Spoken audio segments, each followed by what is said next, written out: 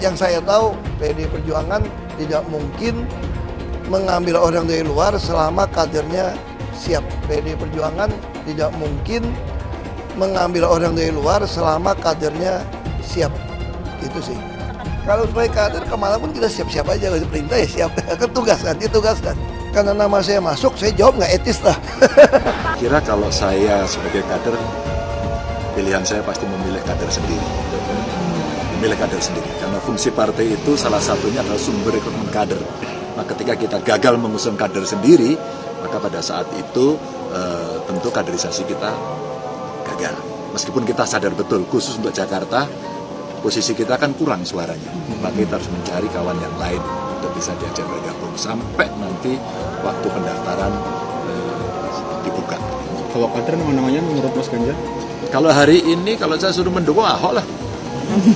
Ahok Mas? Ya. Masih berpeluang Mas? Ya peluang. Ya. Makanya sekarang asesmennya sedang di dalam. Kalau Anda tanya kepada saya Ahok. Akhir-akhir ini beberapa pernyataan itu sangat keras, termasuk kepada beliau. Salah satunya mengatakan bahwa kan dia juga yang memenjarakan saya. Saya butuh penjelasan menyangkut dengan konteks informasi itu.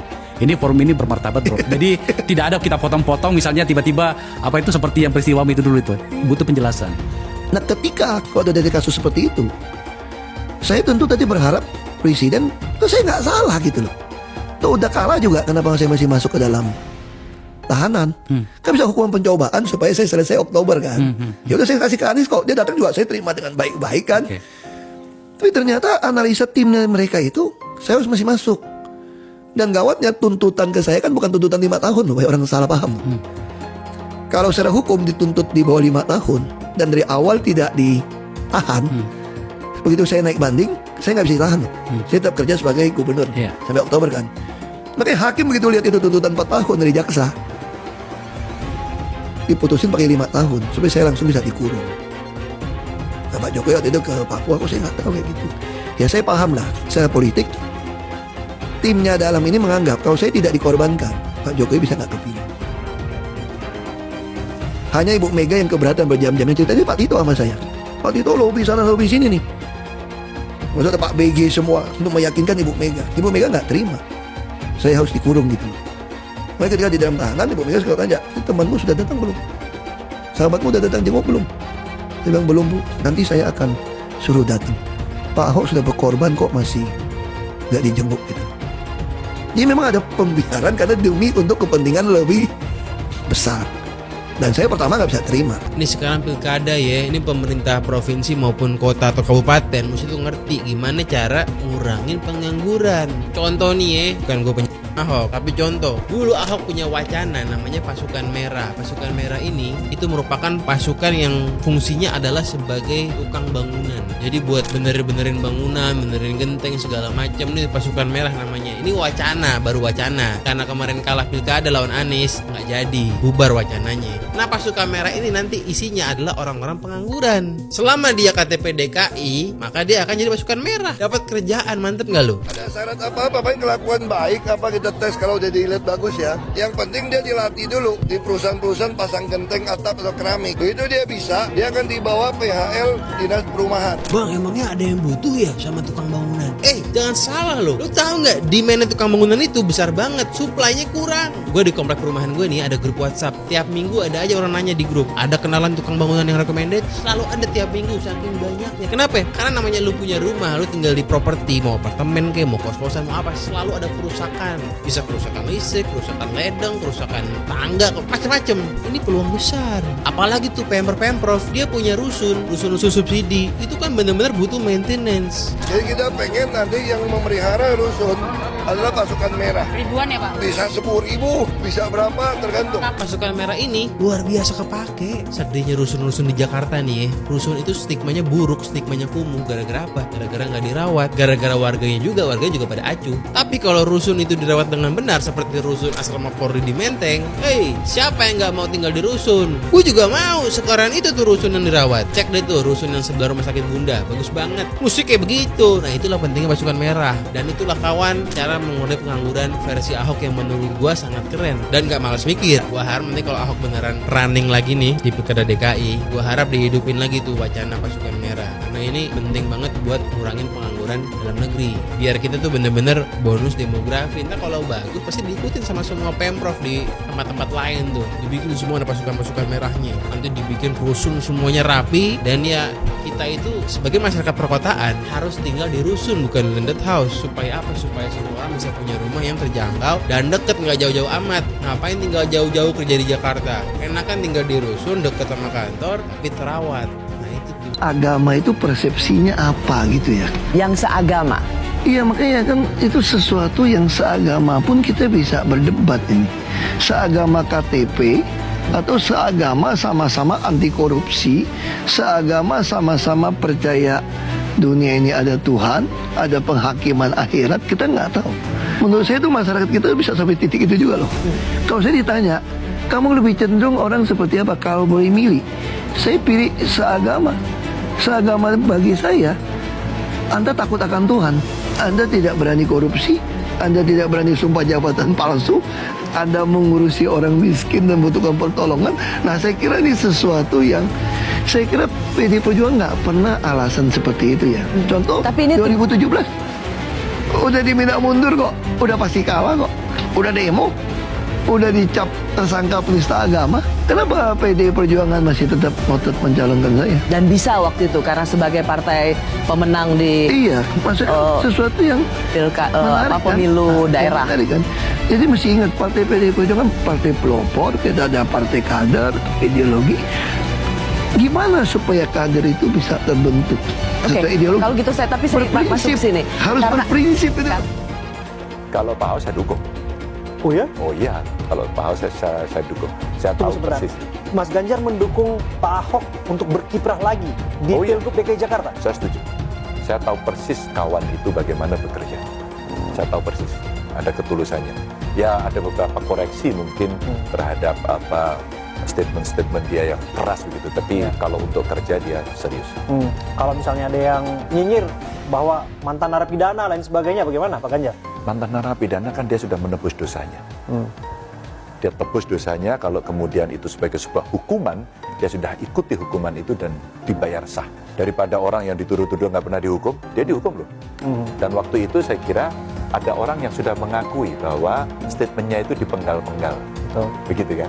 Ya, dan itu menjadi pembelajaran. Saya kira publik sekarang mulai tahu kok siapa yang memimpin dan ada hasilnya. Dan kemudian dia terjegal jatuh gitu, dan bagaimana hasil kemudian. Maka tiba-tiba orang memunculkan lagi. Ini kalau saya berpendapat tentang Ahok. Jadi kalau Ahok yang mau maju ya. Aku ingat sebelum Pilpres kan sempat rame tuh statement Ahok soal Pak Jokowi dan Pak Prabowo harus hati-hati, kemudian melihat bagaimana hubungannya ke depan, bagaimana nanti setelah terpilih dan sebagainya pemerintahan. Melihat sekarang, kemarin kan dijenguk Pak Jokowi dan sebagainya, melihat hubungan antara dua presiden, yang satu upcoming, yang satu ongoing, itu melihat hubungan mereka, kira-kira negeri ini akan seperti apa ya? Ya, kalau dia bisa ngomong kayak begini benar sih ya puji Tuhan lah. Alhamdulillah. Ya kan? Orang punya dua kepentingan, punya partai berbeda, kita nggak tahu. Saya nggak tahu. Jadi kadang-kadang tuh ya, Pak Jokowi kan nggak punya kita partai. cuma, ya kan dia masih punya. Apalagi saya lihat ya, saya bukan menuduh atau gimana, saya melihat langkah catur ke depan. Kan MK juga sudah memutuskan tidak ada parliamentary threshold.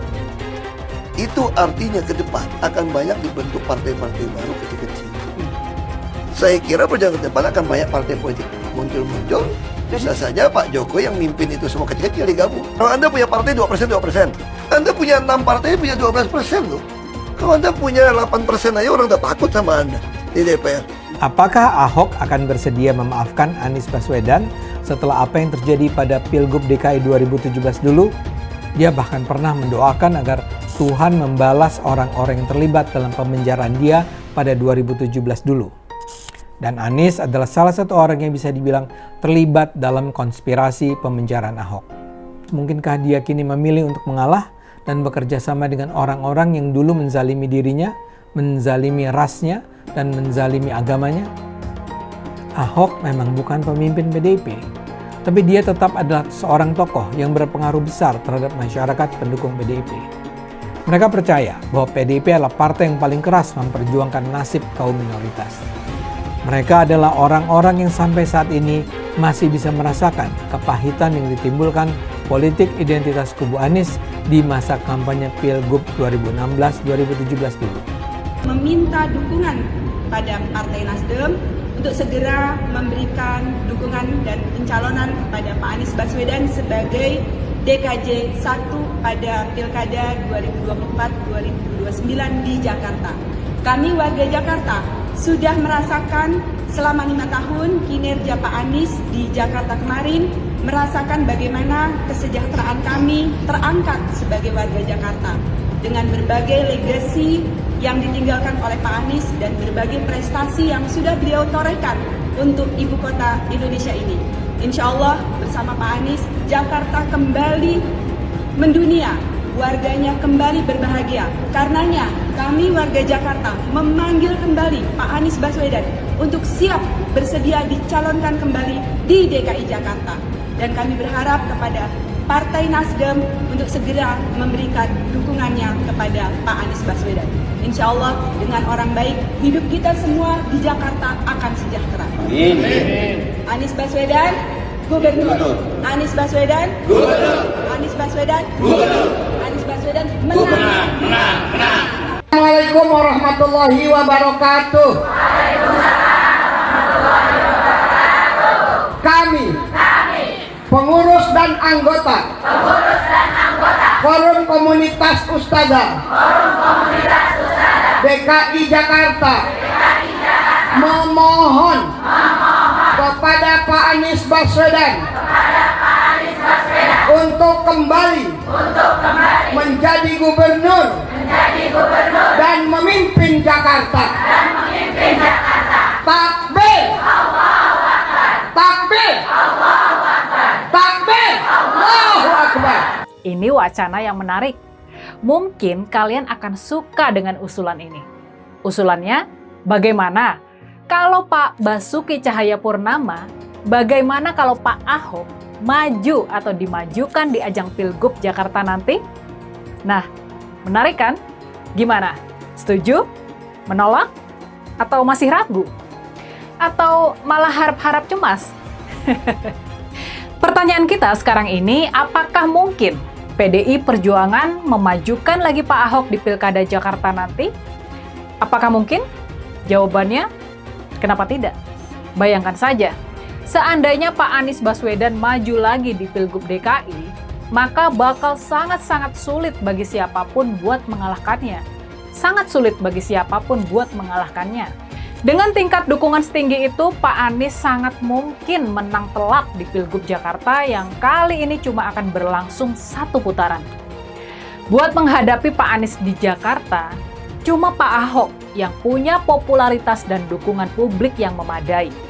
Adinda Anies, faktanya dicurangin kayak gini, mau berteman juga sama pencurang.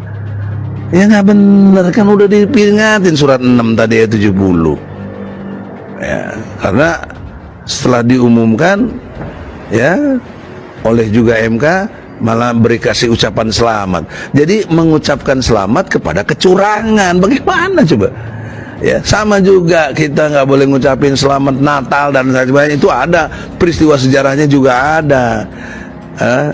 Buya Hamka, karena mengucapkan Natal sama dengan mengakui dong, itu kan konsep logika yang sederhana dari tauhid. Prabowo menang segera pindah agama. Saya nggak percaya.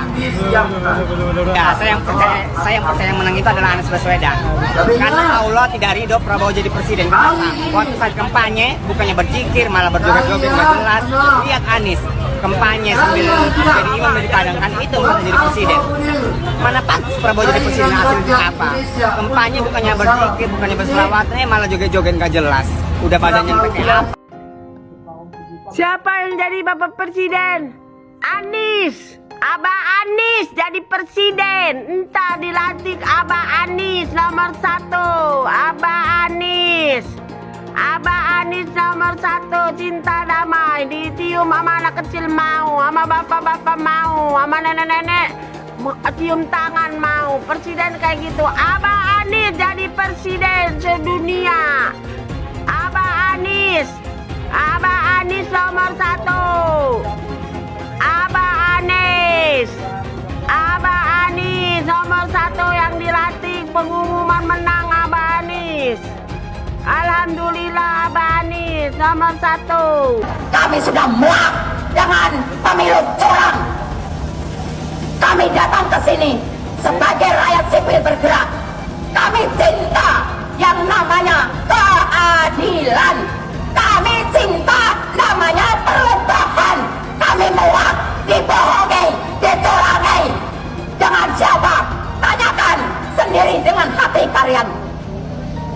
Pengen perubahan, tapi kalau diajak bergerak untuk menegakkan keadilan di kantor KPU, KPU itu curang. Saya tanya kepada KPU, goblok nggak? Goblok apa enggak? Tolol apa goblok? Kakunya insinyur, kakunya profesor, tapi diajak jebun neraka. Dia mau dengan money dan jabatan yang terjual belikan negara kita oleh siapa? Komunis Cina. Ini fakta. Kalian gak usah takut menyampaikan kebenaran. Kalian gak usah takut. Yang hak katakan hak, batil katakan batil. Allahu Akbar, Allahu Akbar. Dan semua yang pelaku curang wajib didiskualifikasi. Audit KPU, audit ketua KPU, audit anggota KPU, audit sistem KPU. Temukan siapa pelaku pidana, tangkap dan hukum. Baru kita pikirkan pemilu ulang. Kalau tidak ada audit KPU, tidak ada audit ketua KPU, maka kita wajib menolak apapun hasil dari yang diputuskan oleh KPU. Siap lawan, siap lawan, siap lawan. Allahu Akbar. Seharusnya pemilu diulang sampai Anies menang. Saya mensyukuri kenapa kalah, kenapa ditahan. Saya bersyukur atas itu semua. Saya coba bayangkan ya, kalau seandainya waktu itu kita menang gitu ya, hari ini belum tentu kita bisa nikmati seperti ini. Kita bersyukur 5 tahun Tuhan izinkan kasih ke orang yang pintar ngomong untuk kerja. Coba kalau kita bayangkan gitu ya, kalau kemarin saya masih jadi gubernur, ini saya udah turun ini. Tapi yang pintar ngomong itu dikira orang hebat kan? Ini lebih berbahaya tahun 2024, langsung ketahuan karakternya. Langsung ketahuan itu. Di saya juga ada kutipan Pak di kamar saya Pak. Tulisannya, Jakarta telah mengambil keputusan yang fatal. Jangan hanya konsentrasi pada pembangunan benda-benda mati yang indah difoto dan bisa ditunjukkan dalam 5 tahun hasilnya. Kalau kita mau menilai sebuah janji, maka lihat janjinya, lalu lihat kenyataannya. Dulu janjinya apa ya? Dan ini aneh, betul-betul aneh. Ini bukan kampanye, tapi saya sampaikan di sini.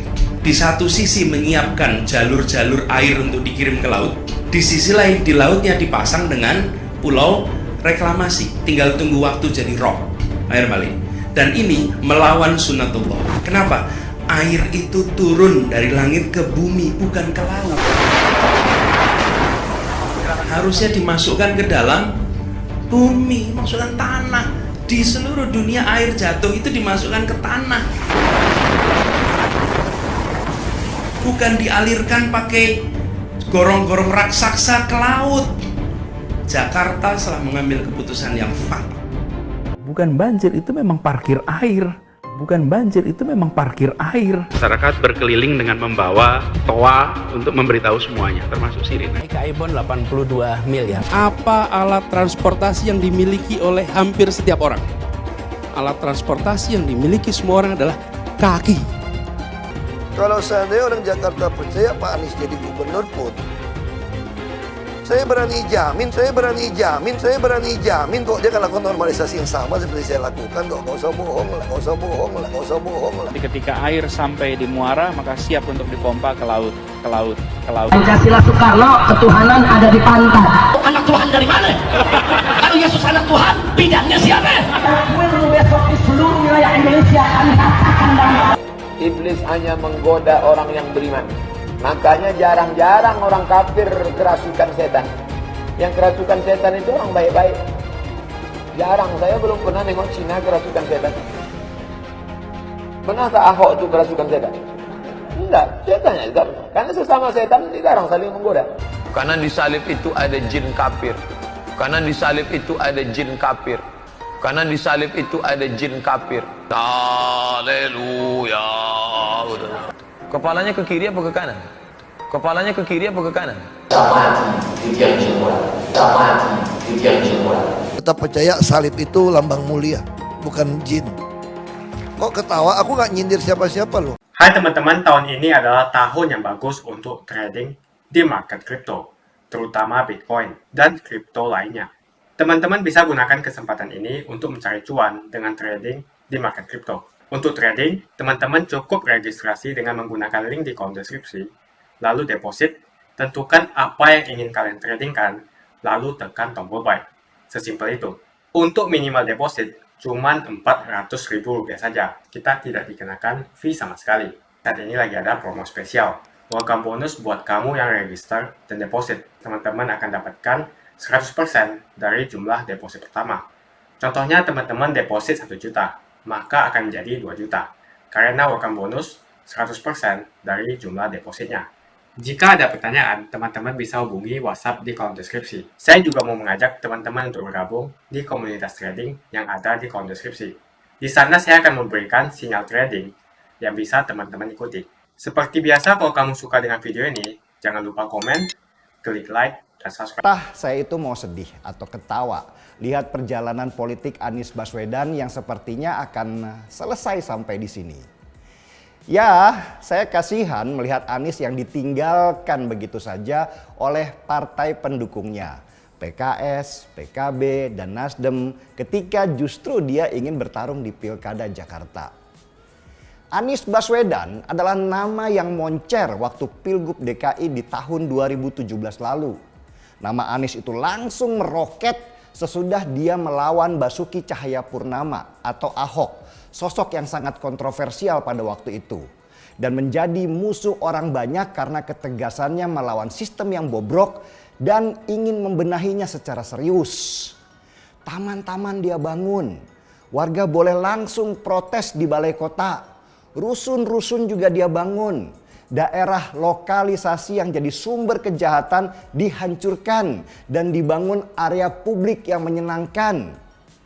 Dan Anies muncul sebagai antitesa Ahok pada masa itu. Anies memunculkan wajah yang berbeda dengan Ahok. Dia datang dengan penuh senyum, dengan kelembutan tutur bicara, dengan gagasan yang akan menyenangkan banyak orang, dengan wajah religius yang disukai juga oleh banyak orang, dan dengan pribadi yang bisa diatur oleh banyak penguasa. Benar-benar gaya politisi dengan 1000 wajah melawan Ahok yang pada masa itu hanya punya 1 wajah. Dan keberanian Ahok melawan gajah-gajah yang selama ini berkuasa di Jakarta membuatnya jadi enemy of the city number 1. Dan peluang Ahok jika dia berhasil membenahi Jakarta di tahun itu untuk menjadi calon presiden di tahun-tahun selanjutnya itu sangat kuat sekali pada waktu itu. Lalu Anies menang, Ahok dipenjara. Sebuah kisah tragis buat seorang Ahok dan kisah manis buat Anies yang percaya diri bahwa 5 tahun lagi dia akan menjadi Presiden Republik Indonesia. Ambisi yang sangat besar. Apalagi peluangnya waktu itu terbuka karena Jokowi di tahun 2024 sudah tidak akan lagi menjadi incumbent dan posisi calon presiden terbuka untuk wajah-wajah baru. Dan ketika akhirnya Ahok dihajar hanya karena dia bukan Islam dan ras minoritas yang tidak disukai karena dianggap berbeda, Anies memanfaatkan situasi itu, bahkan boleh dibilang dia menunggangi untuk kemenangan dirinya. Dia membawa narasi pribumi dalam politik yang membahayakan negeri ini dan berpotensi memecah belah bangsa ini. Dengan dukungan partner lamanya yaitu PKS dan kemudian menggait Nasdem sebagai pengusung utama, nama Anies jadi salah satu calon yang diunggulkan pada masa itu, dan tentu PKS dan Nasdem berharap mereka mendapatkan keuntungan untuk partai mereka. Sampai di satu waktu PKB masuk belakangan dan Anies langsung memilih Caimin sebagai wakilnya yang akhirnya menyakiti hati PKS dan Nasdem sebenarnya. Trauma Pilpres dengan Anies itu yang membuat PKS dan Nasdem sebenarnya berpikir panjang untuk mendukung Anies Baswedan di Pilkada Jakarta ini. Jangan-jangan nanti mereka itu ditinggal lagi, begitu mungkin pikir mereka. Keraguan itu yang membuat PKS dan Nasdem akhirnya meninggalkan Anies pelan-pelan dan mending bergabung dengan penguasa sekalian karena calon mereka sendiri tidak bisa diharapkan. Anies nggak sadar dan luka itu membekas juga membesar. Tapi PKS dan Nasdem sudah terlanjur melangkah dan mereka tidak bisa mundur lagi karena itu akan berdampak buruk secara elektoral terhadap partai mereka. Itulah permasalahan utama buat partai jika mereka tidak bisa mencalonkan kadernya. Sementara partai-partai itu juga bingung karena mereka tidak mampu mencetak kader-kader baru yang mumpuni dan populer yang bisa bersaing dengan orang luar. Kisah Anies dan perjalanan politiknya cukuplah menjadi bahan pelajaran kita. Di dalam politik, jangan jadi bunglon. Jadilah singa. Bunglon hanya bisa berganti warna, tapi dia tidak bisa menyelamatkan dirinya. Seekor singa, meski dia tua, orang akan segan padanya. Jadi apa pesan moral kita melihat situasi ini? Pada akhirnya, mereka yang tidak konsisten dan komitmen antara ucapan dan tindakan kelak akan ditinggalkan. Kepercayaan itu barang mahal, kawan. Dan kepercayaan itu hanya datang dari rasa hormat orang-orang sekitar yang matanya dan akalnya terus melihat perkembangan. Kasihan Anies sebenarnya, tapi itulah hidup, kenyang dengan pahit dan manisnya. Seperti perjalanan politik Anies, ya saya rasa cukup sampai di sini saja. Dulu Anies bisa menang karena menggunakan agama dan etnis. Isu agama, ras, dan antar golongan dinikmati oleh relawan Anies. Saat itu Anies didukung oleh FPI, HTI, dan pengasong khilafah lainnya. Pada akhirnya Ahok harus kalah, namun kekalahan dia adalah kekalahan yang membuka mata rakyat Indonesia bahwa masih ada orang-orang yang menang dengan cara menggunakan politisasi agama atau politik identitas berbasis agama. Ternyata banyak sekali orang yang dengan mudah terhasut lewat jalan-jalan seperti itu. Relawan Anies terutama dari FPI, HTI, PA212 seperti Bahar Smith dan Rizik Syihab selalu menghujat Cina, etnis Cina. Tapi saat ini negara Cina sudah menjadi nomor 1 di dunia. Saya bangga sebagai Cina. Etnis Tionghoa dicap sebagai pemberontak, sedangkan etnis Arab dianggap sebagai Tuhan atau tuan dari pribumi. Etnis Arab dipuja-puja dan dianggap sebagai dewa. Lihat saja Rizik Syihab dan Bahar Smith dipuja-puja, padahal mereka mengujar kebencian. Pengasong khilafah seperti Rizik Syihab, Bahar Smith, dan teman-teman, mereka hanya buat gaduh di Indonesia. Sedangkan negara yang mereka sanjung-sanjung itu, Arab Yaman, masih belum maju dan masih terbelakang. Saya percaya Indonesia dengan mayoritas pribumi juga akan menjadi negara maju. Seharusnya Arab Yaman belajar dari negeri Cina. Seperti kata kitab suci, belajarlah sampai ke negeri Cina. Anies dan juga pendukung Anies seperti Rizik Syihab, Bahar Smith, dan kelompok-kelompok HTI dan FPI harus belajar ke negeri Cina supaya tidak lagi melakukan kelebihan bayar. Lagi pula Anies didukung oleh khilafah dan pendukung Anies adalah ormas seperti FPI dan HTI. Apa kita mau FPI dan HTI kembali di Indonesia jika Anies memimpin? Anies juga dikenal sebagai bapak politik identitas yang menghalalkan segala cara untuk menggapai kekuasaannya, termasuk menggunakan politik identitas berbasis agama. Lihatlah di kasus Ahok kali itu. Kita sudah bisa melihat hasil kerja Anies selama 5 tahun di Jakarta. Tidak ada satupun janji yang dipenuhi dan tidak ada kinerja yang bisa dibanggakan. Dari DP 0%, OKOC, kelebihan bayar, Formula E, banjir, sumber resapan, jalan rusak, dan gonta-ganti nama jalan. Lihatlah rekam jejak Anies selama 5 tahun. Bayangkan Indonesia ke depan jika dipimpin oleh Anies. Dan bayangkan jika Anies menang. HTI dan FPI, ormas khilafah yang dibubarkan itu, akan dikembalikan oleh Anies. Apakah kita mau Pancasila diganti menjadi khilafah? Perkataan Ahok sudah terbukti dan Jakarta sudah menjadi korban. Jangan biarkan Indonesia menjadi korban kibulan Anies Baswedan. Umat minoritas, terutama kaum Tionghoa, tidak akan memilih Anies Baswedan. Saya yakin karma Ahok mengejar Anies Baswedan. Dulu Anies memainkan politik identitas kepada Ahok. Sekarang Anies dipertanyakan kepribumiannya karena dia teriaman. Itu saja opini saya hari ini. Tuliskan opini kalian tentang Anies Baswedan.